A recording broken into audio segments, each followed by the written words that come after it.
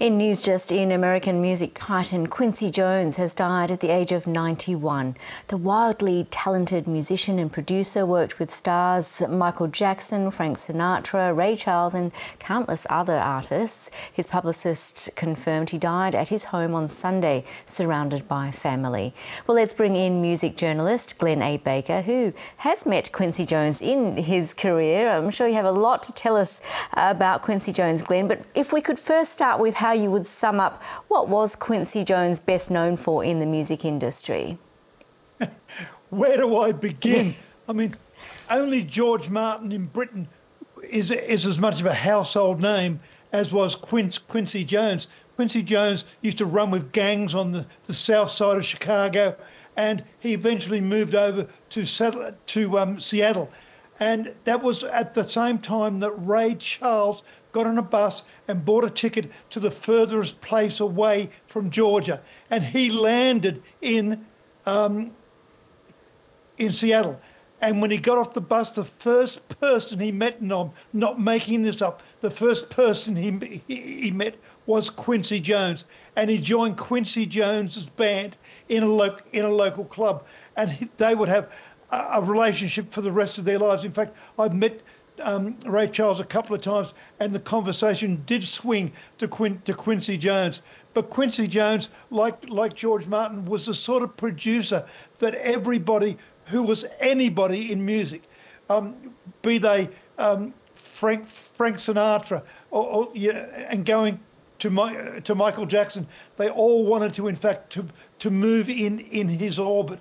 He was remarkably gifted. I think he was nominated for 80 Grammy Awards and he won 28 of them.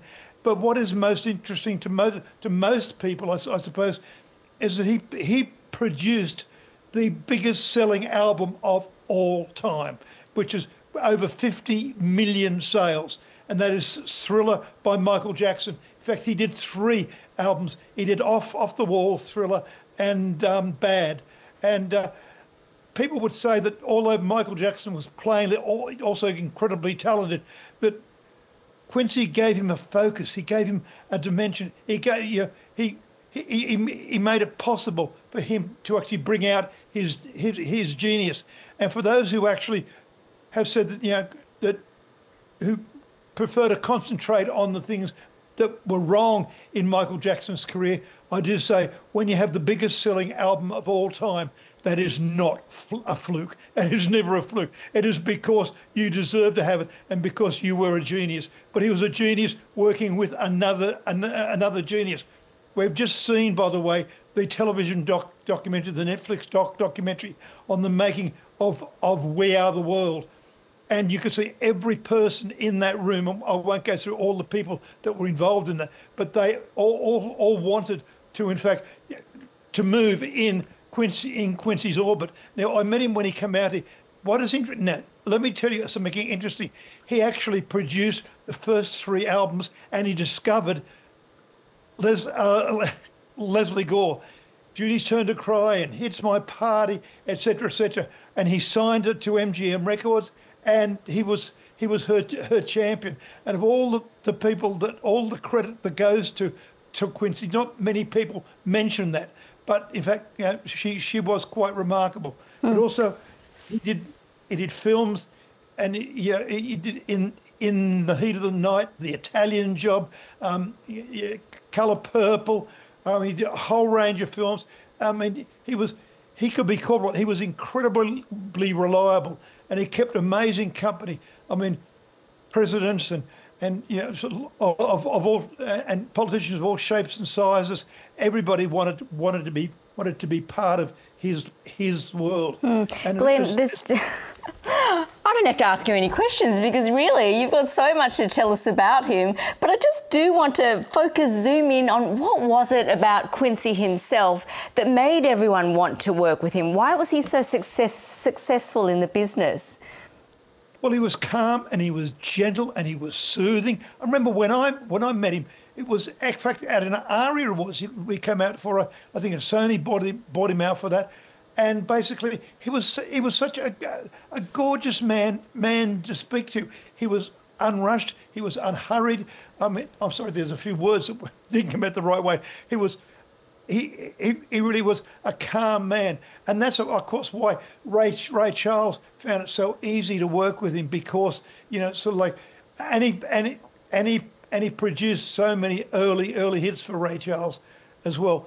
But I mean, there was something about him. He just made everybody around him feel incredibly comfortable, and we saw that in that documentary on We Are the World, and it was people like Ray Charles was there, Stevie Wonder was there, Bruce Springsteen was there, and et cetera, et cetera. But they all, again, I'll repeat again, they wanted to move in his orbit. He was incredibly talented. He could arrange, he could produce, he could conceptualise, he could actually, sort of like, I suppose, imagine what this artist could do and where they could be. I mean, and then.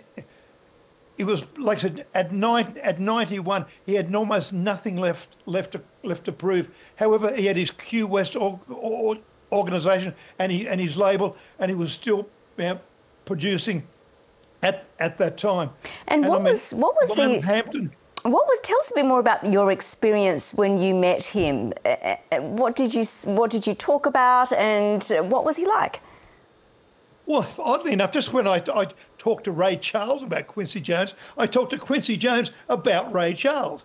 And I mean, particularly, but I asked him, was it true that when Ray got off the bus, in Seattle, that Quincy was there to greet him and take him to a club, and they were just teenagers at the time. And he just laughed and he smiled. He said, "Yeah," he said, "it was very, very fortuitous, but." There was nothing boastful about him. I mean, his credits were phenomenal by any stretch of the imagination, but he didn't boast about any of them. He was just happy to have done it all.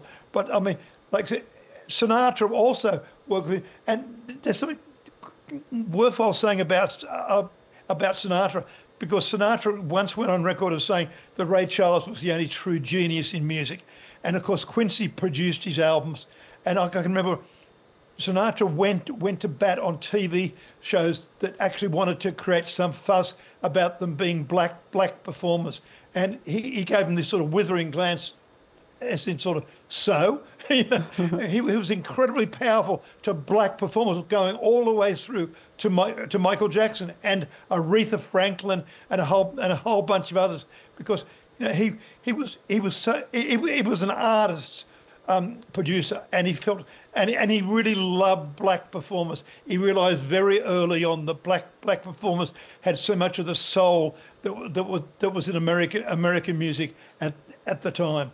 So well, that's what I mean. I got him to sign an album for me. In fact, I must dig it up. It must be around here somewhere. And he put, I cannot recall exactly, but a lovely greeting that just sort of said, "Yeah, my brother, it's good to speak with you," and he was just lovely. I mean, again, I mentioned George Martin, who was let's say the British equivalent of him. George Martin did the same thing. He signed some things for me, and he was the same thing. He was also modest, and I think you've got to be modest, because as many pop stars have said to me over the time, it's when you start believing your own publicity that is your death. It brings you down. But anyway, but he discovered what's the name, the Fresh Prince of Bel-Air, the Cosby Show on television. He did a whole lot of TV shows as well as movie shows. I mean, I'm rushing it here because there's so much to jam in. There are so many. I mean, in 91 years, probably about 80 of those. I mean, that's how long he's been producing. He manages.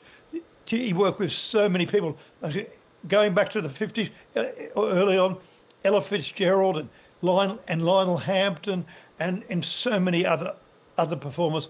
I mean, I think it has been said, I think The Guardian might have said this, there's hardly any record collector out there at all who does not have a bunch, whether they realise it or not, a bunch of Quincy Jones productions in their collection. But I'll tell you one thing, you asked me about when I met him. There were a lot of people actually vying to get it to get his attention. But once you had his attention, as I did, he was just wonderful.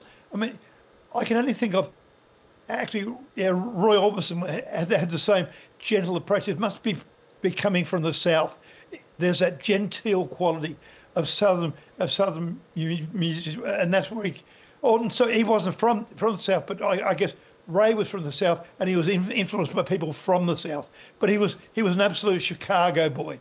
There was no question about that.